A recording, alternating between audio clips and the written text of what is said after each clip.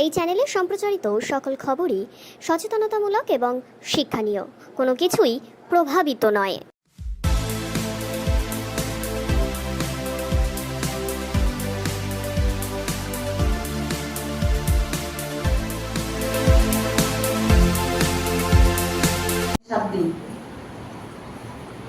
গোটা রাজ্যের মানুষ আশঙ্কাগ্রস্ত এবং আতঙ্কগ্রস্ত হয়েছিল বলেই রাস্তায় নেমেছে, নেমে আছে, নেমে থাকবে। আমরা বলছি যে কথা এলো যে একজন নাকি উচ্চপদস্থ কোনো পুলিশ অফিসার তার পরিবারকে টাকা অফার করে নিজে নিজে। কে অর্ডার দিবে টাকা অফার করার জন্য? কে, কার নির্দেশে গেলেন? তাহলে কি দুটো, এক যে নির্দেশ পালন করতে গেলেন, নাকি নির্দিষ্ট কোনো লোভের বশবর্তী টাকা দিতে গেলেন? আমরা জানি যাদেরকে উত্তর দেওয়ার তাদেরকে দিতে হবে, তাদেরকে। তাহলে নির্দেশ কে দিয়েছিল সেটা যেমন বার করতে হবে, ঠিক সেরকমই মাফিয়া সন্দীপ ঘোষের মতন যে মানুষগুলো রয়েছে, যাদের বিরুদ্ধে হাজার পাতার অভিযোগ ভিজিলেন্সে পড়ে আছে, তারা কি দিল? আবার কি অদ্ভুত ভাবে একই লাইনে রাজ্যের পুলিশ মন্ত্রী, স্বাস্থ্যমন্ত্রী বলছেন যে আর তো কিছু করার নেই, তাহলে পরিবারকে 10 লাখ টাকা। লাইনগুলো বেঁধে দিচ্ছেন না? বিশ্বাস করে নিয়েছেন নাকি যে কোনো দুর্নীতিকে, যে কোনো অপশাসনকে, যে কোনো খারাপ কাজকে টাকা দিয়ে ঢেকে দেওয়া যায়? টাকা শেষ কথা বলবে, টাকা। রাজ্যের মানুষ তারই বিরুদ্ধে নেমেছে, আমরা তারই বিরুদ্ধে নেমেছি। আচ্ছা দেখুন, আপনাদের কি তো বলছি, যেদিনকে ঘটনাটা ঘটলো সেদিন তো আমাদের তো খুব মন খারাপের দিন ছিল, আমাদের তো খুব আবেগের দিন ছিল, আমাদের তো খুব বিষাদের দিন ছিল। রাজ্যের ছাত্র যুবদের বেঁচে থাকার, বড় হওয়ার, বিকশিত হওয়ার তার যে স্বপ্ন দেখানো দিশারি এ রাজ্যের প্রাক্তন মুখ্যমন্ত্রী, ছাত্র যুব আন্দোলনের প্রাক্তন নেতৃত্ব কমরেড বুদ্ধদেব ভট্টাচার্যকে সেদিনকে আমরা শেষ শ্রদ্ধা জানাচ্ছিলাম মহিলা আন্দোলনের প্রতি। ফলে আপনাদের মধ্যে থেকে আমরা খবর পেলাম, আমরা গেলাম আরজি করে। আপনারা তো দেখেছেন,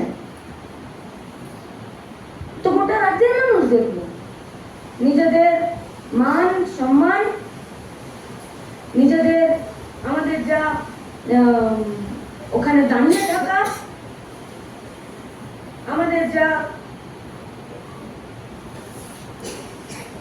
শারীরিক হ্যাকেল পর্যন্ত তোয়াক্কা না করে বুক দিয়ে আগলেছিলাম আমরা গাড়িটা, বুক দিয়ে 2 টাকার টিকিটে। সেখানে একটা হসপিটালের বেড, একটা ডাক্তারবাবু, একটা ব্লাড, একটা টেস্টের ডেট পাওয়াতে যেভাবে হয়রান হয় স্বাভাবিক সময়, এবং এখন তো একটা লড়াইয়ের সময় চলছে, আন্দোলন জারি রাখতে হবে, প্রতিবাদ জারি রাখতে হবে, এরা যাতে শাস্তি পায়, ফিরে যাতে আর কোনো ঘটনা না ঘটে, সতর্ক থাকতে হবে।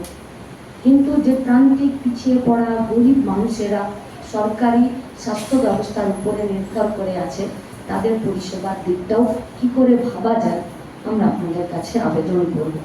এই দুটোর কম্বিনেশন, এই দুটোর টিউনিং কি করে হবে আমাদের থেকে আপনারা বেশি ভালো জানেন।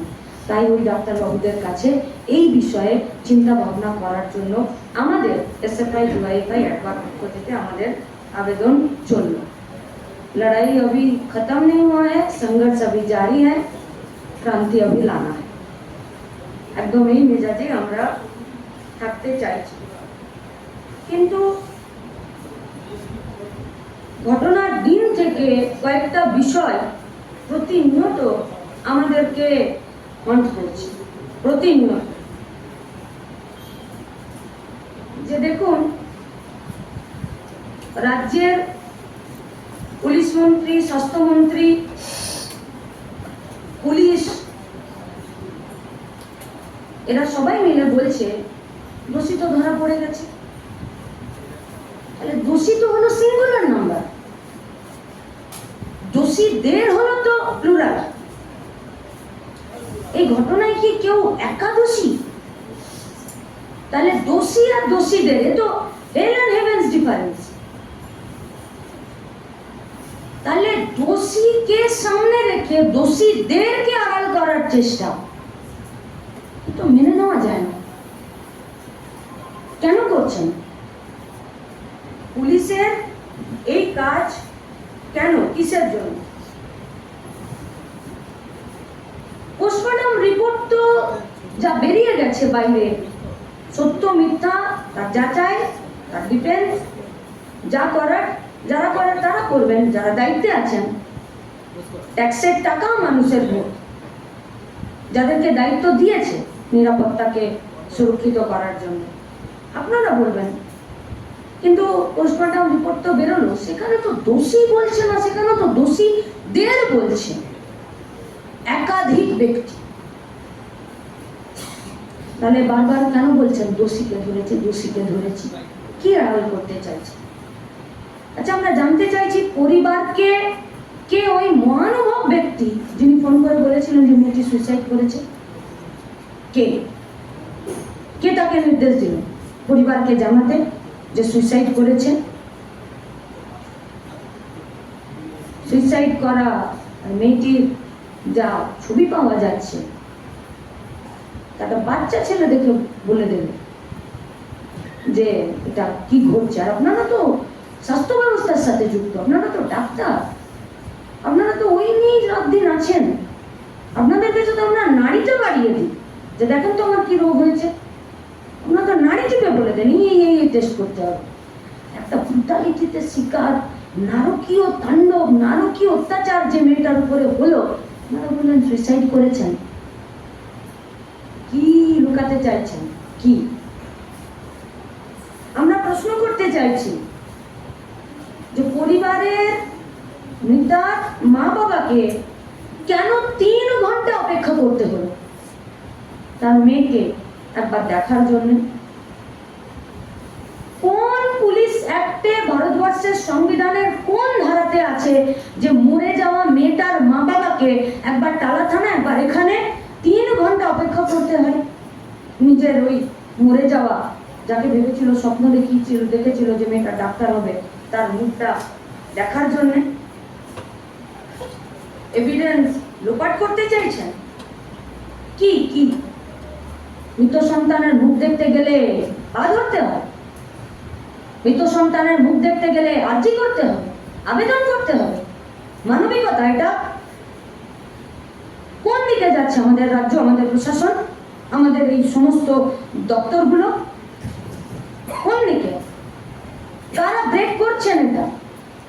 নাকি কিছুকে আড়াল করার জন্য আগেই পরিবারের উপরে এমন একটা হুমড়ি করে দিচ্ছেন যে যাতে সে গুটিয়ে যায়? আমরা বুঝতে পারছি না। আচ্ছা, রাজ্যের পুলিশ মন্ত্রী, স্বাস্থ্যমন্ত্রী বাড়ি গেলেন, বাড়ি গিয়ে বললেন 7 দিনের মধ্যে সিবিআই, যদি কিছু না হয়। অপদার্থতা স্বীকার করে নিচ্ছেন। অন্যায়ের বিরুদ্ধে তো অবস্থান গ্রহণ করতে হবে। ঝামেলা বলে দিচ্ছেন, যেটা ঝামেলা, দোষীদের শাস্তি চাওয়া যদি ঝামেলা করা হয়, এই ঝামেলা তো সবাইকে করতে হবে, সবাইকে ঝামেলা করতে হবে। এ তো আর অন্য কোনো উপায় নেই। আমরা খুব চিন্তিত। আমরা যে ছাত্র যুব, আমরা যারা মহিলারা আমরা কাজ করছি, আমরা যে রাজনৈতিক আদর্শে কাজ করছি, আমরা এটা শুনেছি, জেনেছি, কাজ করতে গিয়ে আমরা এটা উপলব্ধি করেছি যে পুঁজি যখন বাড়া শুরু করে তখন নিজের পরিসর, বাড়ি, ঘর, রোড সব ছেড়ে দিলেও শুধুমাত্র নিজের আয়টা বাড়ানোর জন্যে